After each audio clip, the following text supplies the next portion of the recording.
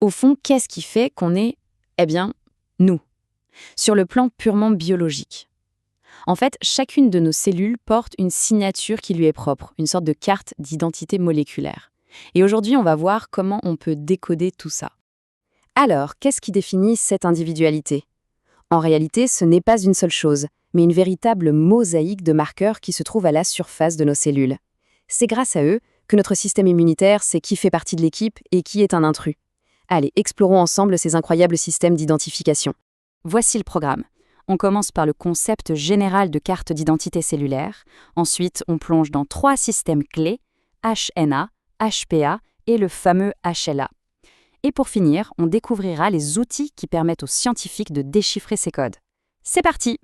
Bon, alors concrètement, comment ça marche? Il faut imaginer que nos cellules ne sont pas juste des petites bulles anonymes. Non, leur surface est littéralement tapissée de molécules qui fonctionnent comme des empreintes digitales. Et ces empreintes, ce sont les antigènes. C'est ce qui permet à notre corps de faire la différence entre une cellule qui nous appartient et un envahisseur, comme une bactérie, un virus ou même une cellule qui vient d'une greffe. Le premier système qu'on va aborder, c'est celui des troupes d'élite de notre immunité, les neutrophiles. Ces globules blancs sont toujours en première ligne et bien sûr, ils ont leur propre carte d'identité. C'est le système HNA pour Human Neutrophile Antigène. Ce qui est intéressant avec ce système, c'est qu'il est codominant. Ça veut dire que si on hérite de 2 versions différentes du gène, les 2 vont s'exprimer à la surface de la cellule. Et ces différentes versions, qu'on appelle des allèles, il y en a principalement 3. HNA 1A, 1B et 1C. C'est déjà une première base pour créer des identités uniques. Mais d'où viennent ces marqueurs? Eh bien, leur plan de fabrication est inscrit dans notre ADN. Le tableau ici nous montre l'adresse exacte. Le gène pour le système HNA1 se trouve sur le chromosome 1 et celui pour le HNA2A sur le chromosome 19. Chaque carte d'identité a son propre plan, un endroit bien précis dans notre génome. Après les globules blancs, on passe à un autre acteur clé de notre sang, les plaquettes. Sans elles, pas de coagulation. Elles aussi, elles ont leur propre système d'identité, les HPA ou Human Platelet Antigens. Et comprendre ce système, c'est absolument vital, notamment quand il est question de transfusion. Regardons d'un peu plus près.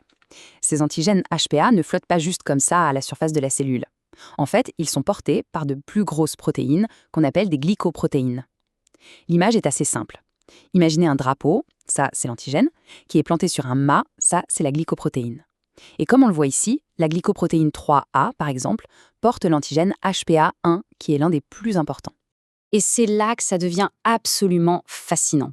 La différence entre les 2 versions principales de cet antigène, HPA1, elle tient à un seul acide aminé sur une chaîne qui en compte des centaines. Une simple leucine qui est remplacée par une proline. C'est un changement minuscule, infinitésimal. Mais pour le système immunitaire, c'est un monde de différence. L'identité de la cellule est complètement changée. Mais attention, ces mâts, ces glycoprotéines, ne font pas que porter le drapeau. Ils sont essentiels à la fonction même des plaquettes. Et quand ils manquent à l'appel, ce n'est pas juste un détail. Ça peut déclencher des maladies hémorragiques très, très graves. Prenons ces 2 exemples. À gauche, l'absence de la glycoprotéine IB, ça cause la maladie de Bernard-Soulier. Là, les plaquettes n'arrivent plus à s'accrocher pour colmater une brèche.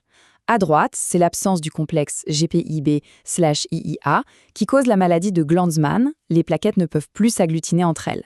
Dans les 2 cas, la coagulation ne se fait plus correctement. Leur rôle est donc absolument fondamental. Et maintenant, on arrive au système le plus complexe, mais aussi le plus important de tous, le système HLA. Si les HNA et HPA sont des cartes d'identité, alors le HLA, c'est un véritable passeport biométrique ultra détaillé. C'est vraiment la pierre angulaire de notre unicité biologique et de notre réponse immunitaire. Pour faire simple, ce qu'il faut retenir, c'est que les plans de tout ce système sont regroupés sur le chromosome 6. Et c'est ce système qui est le facteur déterminant dans la réussite ou le rejet d'une greffe. C'est le principal code que les médecins doivent absolument faire correspondre entre un donneur et un receveur. Mais alors, à quel point ce système est-il diversifié? Accrochez-vous, en 2008, on connaissait déjà près de 3000 versions différentes de ces gènes. Aujourd'hui, on parle de dizaines de milliers. Cette diversité est tellement immense qu'il est quasiment impossible de trouver 2 personnes qui ne sont pas de la même famille avec un profil HLA complet identique. Cette citation résume parfaitement l'idée. Le système HLA est tellement complexe, tellement varié qu'il est notre signature biologique ultime. C'est la raison pour laquelle trouver un donneur de moelle osseuse compatible, par exemple, ça revient parfois à chercher une aiguille dans une boîte de foin.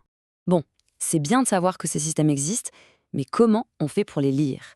Comment un laboratoire peut déterminer le groupe HNA, HPA ou HLA d'une personne? On passe maintenant aux outils que les scientifiques ont développés pour décoder ces signatures cellulaires. En gros, pour lire ces codes, il y a deux grandes stratégies.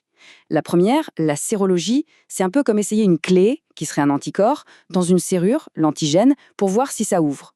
La deuxième, la biologie moléculaire, est beaucoup plus directe. Elle va carrément lire le plan de fabrication de la serrure, directement dans l'ADN. Dans la pratique, il y a 3 outils principaux qui reviennent tout le temps. Le premier permet de colorer les antigènes avec des marqueurs fluorescents pour pouvoir les compter.